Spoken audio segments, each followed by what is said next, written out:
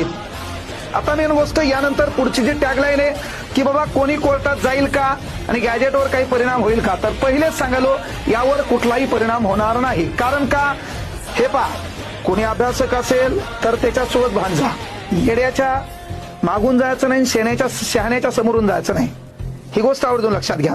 तर बाळांनो, मेन गोष्ट काय आहे हे पहा, हा विजयाचा गुलाल आहे। आज मराठा बांधव आपल्या गावाकडे निघालेला आहे, तो तिथं थांबणार पण नाही, कारण जे त्यांना अपेक्षित होतं त्या गोष्टी त्यांना मिळालेल्या आहेत।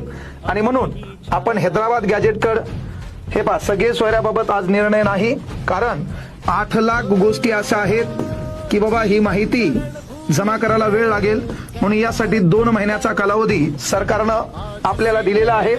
मराठा आणि कुणबी एकच आहेत, हे पुढे आपल्याला हैदराबाद गॅजेटियर काय म्हणणार आहे त्यामध्ये डिटेलेशन मध्ये पाहायचंय। मुख्य गोष्ट लक्षात घ्या,